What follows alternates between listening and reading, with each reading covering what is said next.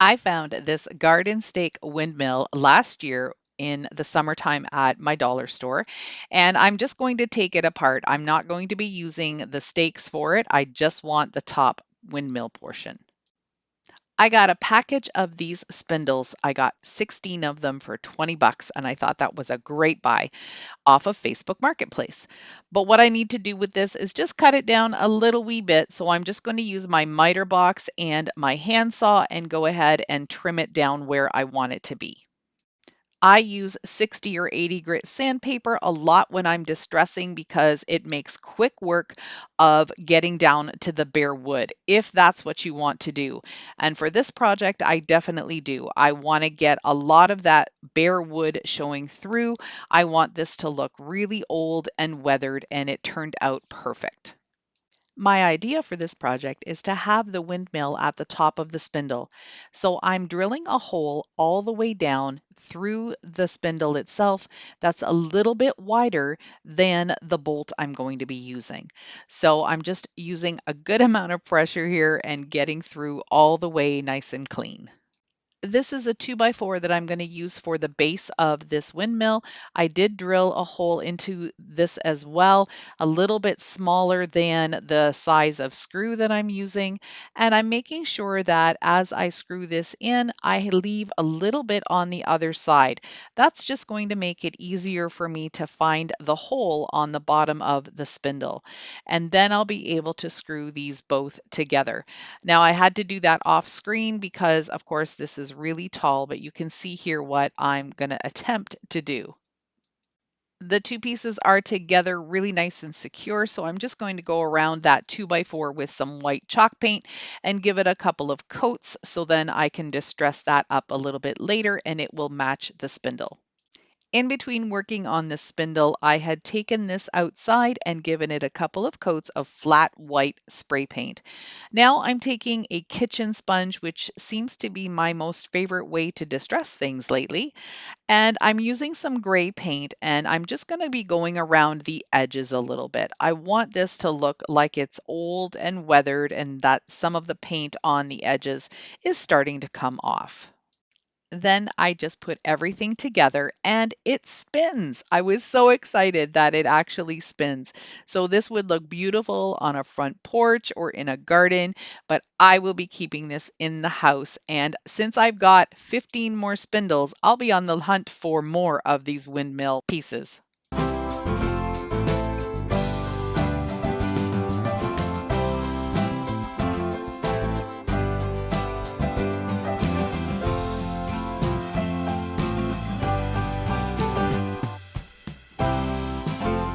I'm going to start this project by gluing these two pieces together. This is just a 2x4 that's been cut square, and this is a spindle from a bed. I had already painted it for a different project, but now I'm going to repurpose it for this one. I'm using my favorite Weldbond glue to glue these together. It holds within about 10 minutes. It needs about 24 hours to cure completely. It's really important to prep any pieces that you want to paint, especially if they're shiny. I like to use Rust-Oleum matte clear finish, so I'm going to give this canister one spray all the way around, and that's just going to help my chalk paint grip better. I'll do the lid too. I purchased a new color of paint. This is the Folk Art Home Decor chalk paint in the color sheepskin. It's a creamy white color. It's really pretty. And I got that instead of getting another chiffon cream, which I love, and that's by Rust-Oleum. But I thought I wanted to try something different. And I really love the coverage of the Folk Art Home Decor chalk paint. So I will have those listed down in my description box if you're interested in giving those paints a try.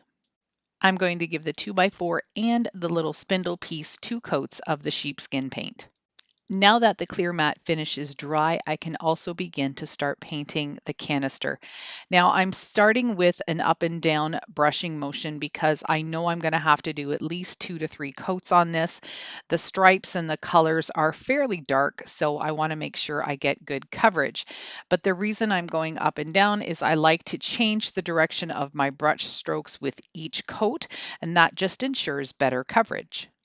I decided to put a grain sack stripe design on the canister, and I've already done one of the thin stripes, and I'm just putting the painter's tape on to get ready to paint the second stripe. I'm just using a paintbrush and a very light touch. I'm using a medium gray chalk paint, and I'm just going to make sure that I cover it well the first time. I'm not going to do two coats, so if a little bit of that bottom color shows through, that'll look great. Once I'm done painting, I remove the tape right away because I don't want any of that tape to hang on to the gray paint and then pull it off when it's dry. So it's always a good idea to remove your painter's tape when the paint is still wet. Once the two thin stripes were completely dry, I reapplied the tape and did the thicker stripe in the center. Now I'm taking a small paintbrush and just hand painting number and 2 with a period in between. And I think that just adds to the farmhouse charm of this canister. If you're not good at doing hand painting, you could definitely use stickers or a Cricut or any rub-on transfers that you can find. I'm just dry brushing a little bit of the sheepskin paint over the lettering and the stripes just so they look a little bit aged as well. I'm also going to be dry brushing the bottom part. I'm going to leave the canister without any dry brushing, but I thought to bring all of the colors together, it would be a good idea to add a little bit of gray to the 2x4 and the spindle. Now it's time to glue everything together, and of course, using my Weldbond glue one more time, I'm going to make sure that I get a decent amount on the spindle, and then I'll center it onto my canister and let that set overnight.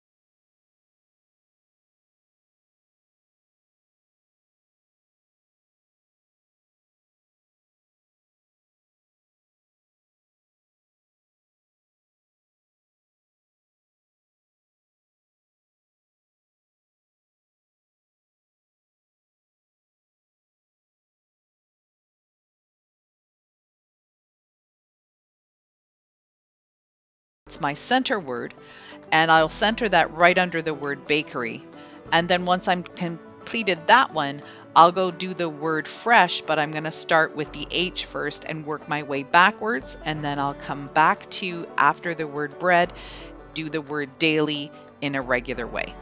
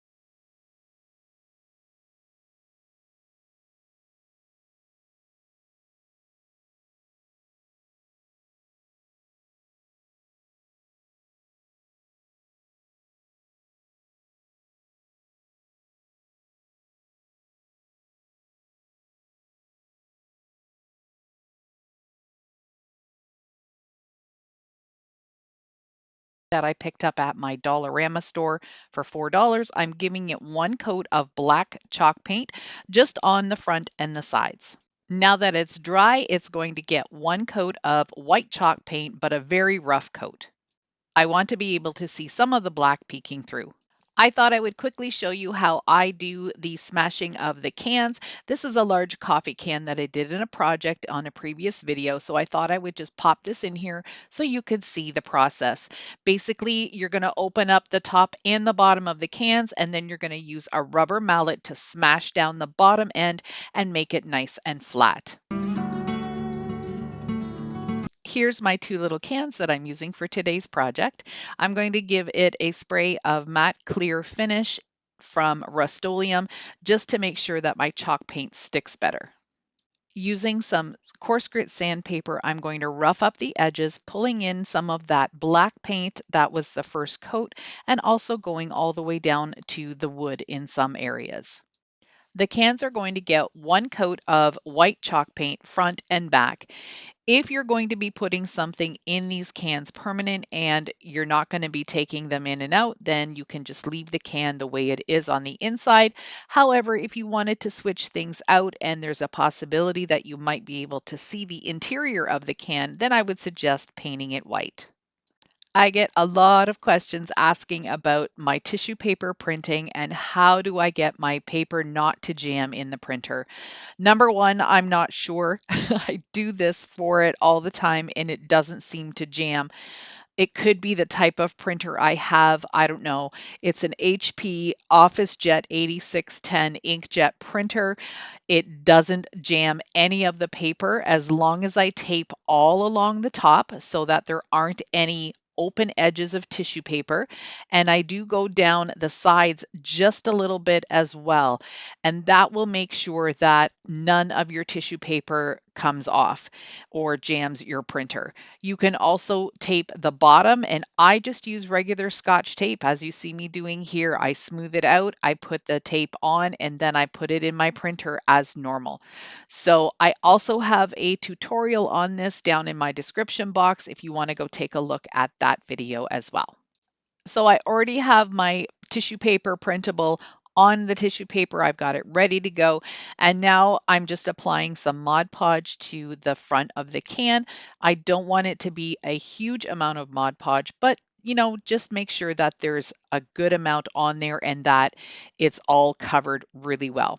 Then take the tissue paper and place it on the can where you want it to be. You can see here that I printed a little bit extra on the sides because I do want to wrap it around a little bit on the sides and towards the back. This is a French script that I put together just using a French letter that I found for free online. And I just grabbed some of these butterflies. They were colored. I made them black and white. And I'm just going to add both of these to my little cans. And I think these are going to look really pretty. Using fine grit sandpaper, get rid of all the excess tissue paper that you don't need, making sure that you don't tear any of it that is supposed to stay on the can. I wanted to make sure that these did not fall off, so I didn't want to glue them. Instead, I'm taking my little electric stapler, which has the option of brad nails. You could probably use a stapler as well, but I just thought I would try the brad nails and they were perfect. These are permanently on this board and will not fall off for anything. I love how this piece turned out, and the ability to change out the decor with the seasons makes it a year-round piece of home decor. I hope you like it.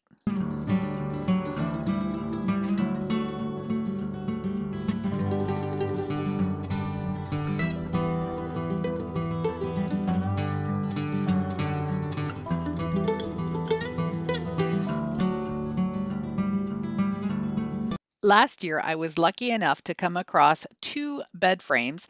One came from a friend and the other was out in the trash.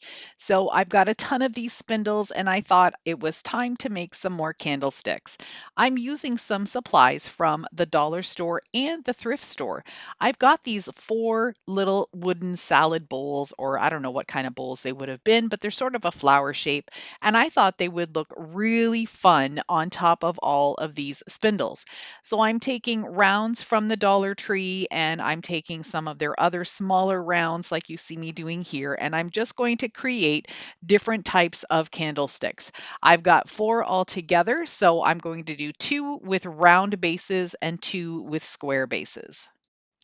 These squares are from the Dollar Tree. They are the ones that come in a pack of 6. I'm going to glue 4 of them together to make a nice chunky base for one of the candlesticks. I am using my Weldbond glue to make sure that it's a permanent hold and nothing falls apart. Next, I grabbed the chunky candlestick or wood spindle that I have here, and I'm going to center it on top of the 4 planks that are now glued together nice and sturdy. And then I'll add some glue and add that little bowl right on top. I'm painting the 2 square bottomed ones with black chalk paint, and 1 coat is going to be sufficient because I'm going to be doctoring it up afterwards when it dries. The 2 round ones I'll be painting white, and I'll have to give them a couple of coats because this dark color here of the spindle has a reddish tinge to it, and it was really hard to cover. So 2 coats, almost 3. I'm really loving the look of this. I think it's absolutely beautiful. It's really unique and different, and I think making a pair of them is going to be really fun to be able to style them up with candles or with florals and being able to change it out for the seasons. I am using some of my walnut gel stain and I'm going over the wood bowls. They have more of a gold, lighter tinge to them, as you can see the one on the left here. And I wanted to just deepen the color up a little bit. So 1 coat on the outside and then I'll do the inside of the bowl too. I have a dark brown antique wax in a paste form that I was looking for and I could not find it. So I went ahead and used this gel stain in walnut and just gave the bottom of these 2 black candlesticks one really good coat. I love how they turned out. They're sort of a brownish black tone, so they're not so stark, and they look amazing with the darkened bowl on the top. I thought maybe the gel stain might leave a sticky residue like sometimes the wax does if you don't buff it off, but it didn't. It dried really nice and clean. I didn't have to do any buffing to it. So I think I just found myself a new way to antique black. For the white candlesticks, I'm going to use this Folk Art Home Decor clear wax and I'm going to tint it a little bit of a brown color. I started off with just a little bit. You can see there's about the size of maybe a teaspoon or a tablespoon of wax. And then I just took a couple of little drops of brown paint, which is just the burnt umber that you get at any craft store. With this type of clear wax, which is in a liquid form, you don't have to buff this off if you don't want to. So it turned out really nice. I just wanted a subtle hint of brown, almost like an aged, old, weathered look, and that's how it turned out. I was really pleased with the result of this one. You could see some of the brush strokes a little bit, but I think that added to the character of the piece.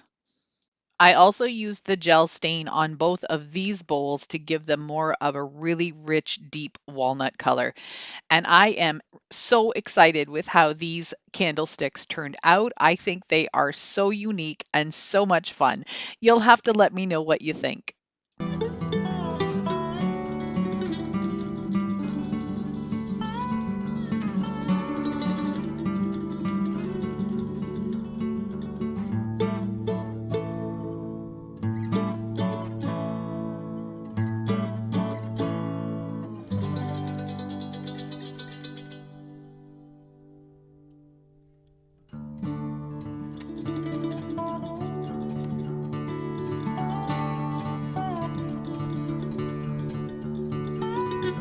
I picked up at the Salvation Army thrift store for $6. It's huge.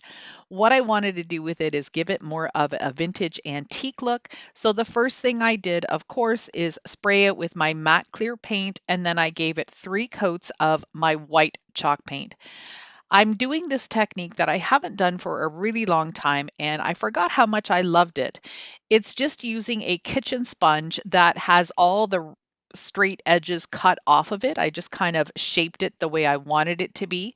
And now I'm using a medium gray chalk paint and I'm sponging around the lip of it, and I'm going to go all the way around the edges and then partially down the outside of the jug as well. This was my inspiration. I saw this picture on the Kirkland's website.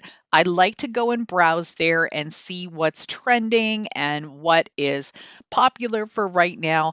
And I really like the look of it. So even though this one is an enamel pot and mine is ceramic, I just wanted to use that for inspiration. So I'm going to go ahead and continue on with this.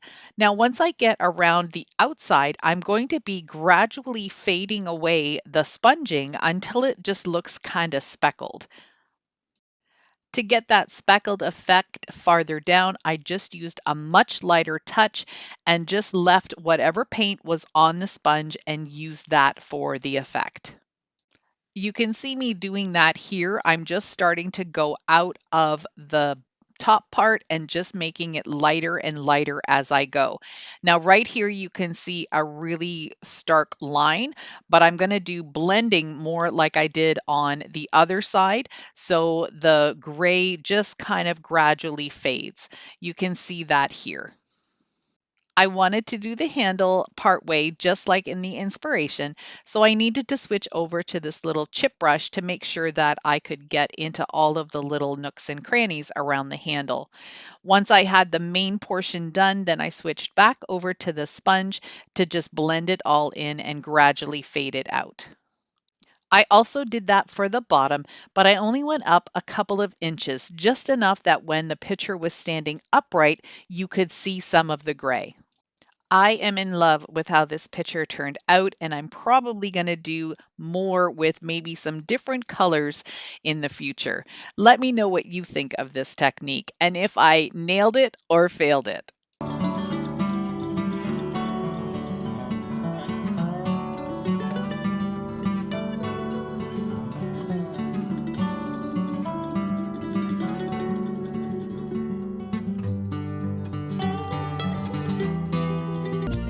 I found the majority of the items that I'm going to be working with today at the Goodwill. And for this beautiful crate, which looks almost brand new, I paid $2.99. I believe it would be for a bottle of wine, but I decided to make it into some farmhouse decor. I'm going to paint both of the sides and the inside of the sides with white, but I'm going to leave the slats on the front and the back in the wood color. I just like that combination of the white with the wood. You'll have to let me know if you like that combination too, or if you think I should have painted the whole thing white.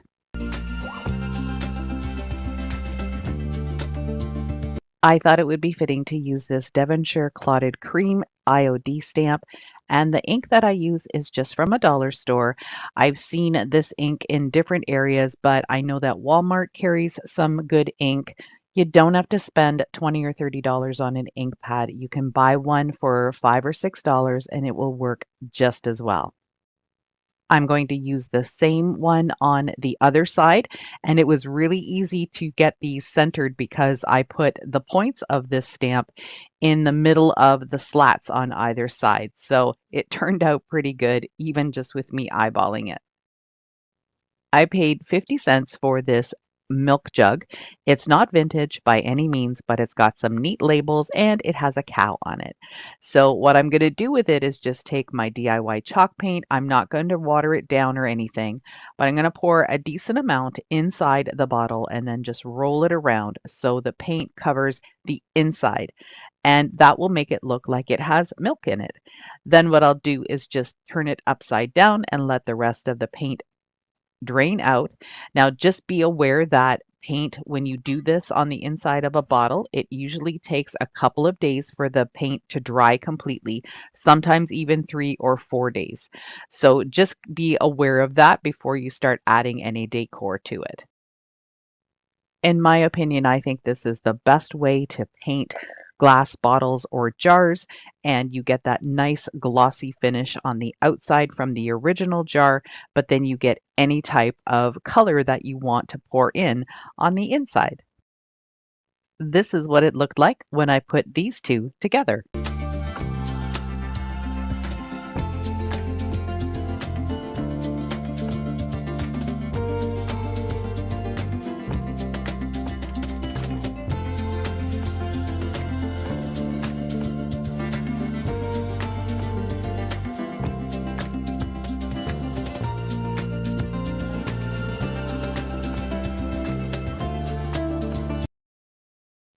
Every once in a while, I go thrifting and I found this menu board just the other day, and I thought it would be the perfect addition to this video because it has kitchen related ideas on it already. However, I am going to make it something new. I removed all of the hardware and popped out both of those little sign pieces, and now I'm going to give it a couple of good coats of my DIY chalk paint in black. If you're looking for a recipe for DIY chalk paint, I do have one down in my description box, along with a link to some talc, which is what I use to create my own chalk paint.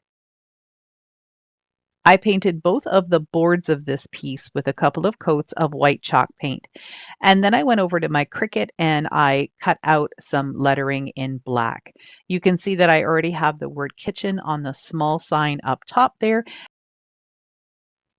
As per normal, I will have all of this available as a free printable on my website, but I'm also going to be adding the SVG file and the actual vinyl cutouts as products on my Etsy shop. So if you're looking for the SVG file just so you can cut it out using your own Cricut, I'll have that available too. And then if you don't have a Cricut, but you'd like to work with this vinyl, I'll cut it out for you, send it to you on the transfer tape. So all you have to do is add it to your project. I'm going to add some gentle distressing just using this paintbrush on its side like that, just kind of pulling it along the edges to give it a little bit more of a distressed look. I love how this sign turned out. I love the quote on it, and I hope you like it too.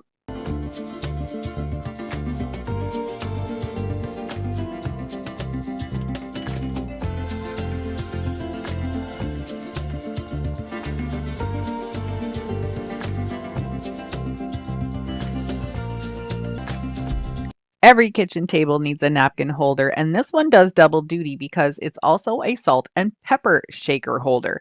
Now, it is a darker wood underneath. I had spray painted this a long time ago when I did a big batch of spray painting in the summer, and it's been waiting to get a completed makeover.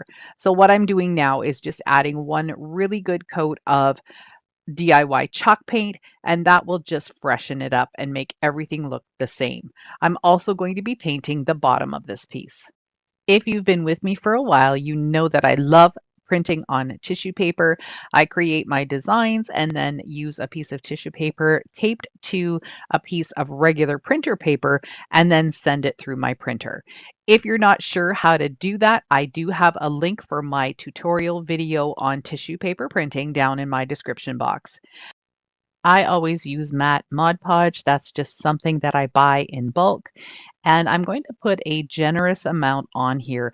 Not tons. I don't want it to be dripping, but I want to make sure that the whole area that I'm putting my little labels on is completely covered with Mod Podge. That will just make it easier for me to go on top of the label and smooth it out. What I like to do when I'm videoing for you guys is I take my paintbrush and I pick up my piece like that. Now, I wasn't able to do it this way. I had to turn it around and put it on upside down because I wanted to be able to get it in the right spot, and I also wanted you to be able to see how I'm doing it. So I just place it down and then very gently start pushing from the center out, making sure my brush has a good amount of Mod Podge on it. If your brush is too dry, you take the chance of maybe tearing the tissue paper, which is not something you want to do. I'll do the same thing for the S on the other side, and this project is done.